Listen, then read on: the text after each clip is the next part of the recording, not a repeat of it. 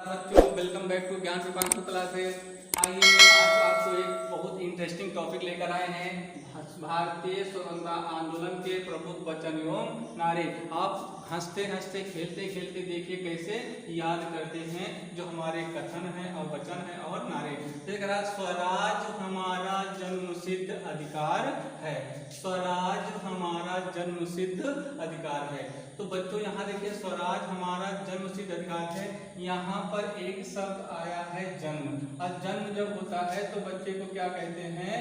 बालक कहते हैं। और बालक शब्द में देखिए बाल आया है, और बाल से आपको नाम याद आ जाएगा बाल गंगाधर, बाल गंगाधर तिलक।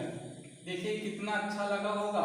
हमने कहा स्वराज हमारा जन्मसिद्ध अधिकार है, और इस कथन में एक जन्म शब्द आया। जन्म से निकाला आपने, जन्म होता है तो किसी बच्चों को क्या कहते हैं? बालक कहते हैं। और बालक शब्द में बाल आया है, जो कह रहा है बाल गंगाधर तिलक, आपको ऑप्शन में दिखाई देगा। दूसरे बातें हैं, सारे जहां से अच्छा हिंदुस्तान हमारा, मतलब सारे जहां, पूरे विश्व में जो हमारा हिंदुस्तान है ना, कह रहा सारे जहां से अच्छा हिंदुस्तान हमारा, मतलब पूरे विश्व में हमारा हिंदुस्तान अकेला है। अकेला बोले तो क्या याद आना चाहिए आपको? इकलौता। और इकलौता में एक शब्द जुड़ा हुआ है इक, तो इससे याद आ जाएगा इकबाल, मतलब मोहम्मद इकबाल शायर। ध्यान से करिएगा, ध्यान से पढ़ लीजिएगा, समझ में आ जाएगा। अब कह रहा है, तीसरा पॉइंट कह रहा है कर मत दो। अच्छा बताओ कि हमारा इतिहास गवाह है, पुराने समय में लोग कर किसको देते थे? कर किसको देते थे? सरदार को। जो सरदार होता था, जो राजा होता था सरदार, वही उसी को लोग कर देते थे। और सरदार से क्या निकल के आएगा? सरदार वल्लभ भाई, सरदार वल्लभ भाई पटेल निकल आएंगे। क्या निकल आएंगे? सरदार वल्लभ भाई पटेल। तीसरा है, चौथा पॉइंट आता है जय जवान जय किसान। जय जवान जय किसान, जय जवान जय किसान। देखिए हमारे जवान भी क्या होते हैं? बहादुर होते हैं। जवान भी हमारे क्या होते हैं? बहादुर। और किसान भी हमारे क्या होते हैं? बहादुर होते हैं। तब आपको समझ में आ गया होगा कि इस कथन को किसने कहा था, इस नारे को किसने दिया था? तो लाल बहादुर, क्या कहोगे? लाल बहादुर शास्त्री जी ने दे दिया बच्चों। किसने दे दिया? लाल बहादुर शास्त्री जी ने। अगला है आराम हराम है। आराम हराम है। अच्छा बताओ कि क्या जो हमारे छोटे छोटे बच्चे होते हैं उनको तो आराम करना चाहिए, जो बुजुर्ग होते हैं, बूढ़े लोग होते हैं, बुजुर्ग होते हैं, उनको भी हमें आराम करने देना चाहिए। लेकिन जो जवान होते हैं, क्या होते हैं? जवान होते हैं, उनको आराम की आवश्यकता है नहीं। तो यहाँ पर जवा शब्द आया, और जवा से आप कह दो कि आराम हराम है। किसने कहा था? पंडित जवाहरलाल, पंडित जवाहरलाल नेहरू। देखो कितना अच्छा लग रहा है आप लोगों को। अच्छा लग रहा है तो लाइक शेयर और कमेंट जरूर करिएगा। नेक्स्ट पॉइंट है वेदों की ओर लौटो। वेदों की ओर लौटो।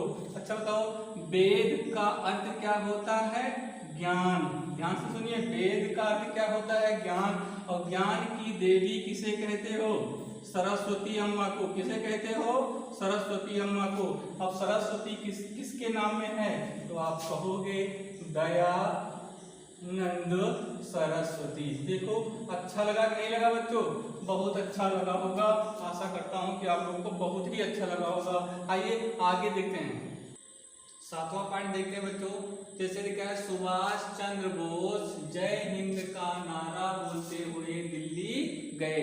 तो यहाँ से दो नारे आपको निकल आते हैं सुभाष चंद्र के द्वारा कहे हुए, कि जैसे जय हिंद किसने कहा था?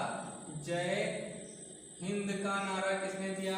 तो आप कहोगे सुभाष चंद्र बोस। और दिल्ली गए तो मतलब क्या कहा था इन्होंने? दिल्ली, दिल्ली चलो। देखिए तो दिल्ली चलो का नारा किसने दिया, और जय हिंद का नारा किसने दिया बच्चों? तो आपको याद आना चाहिए सुभाष चंद्र बोस। एक लाइन में याद करना है, सुभाष चंद्र बोस जय हिंद का नारा बोलते हुए कहाँ चले गए? दिल्ली चले गए। आइए अगले को कहते हैं मारो फिरंगी को। मारो फिरंगी को।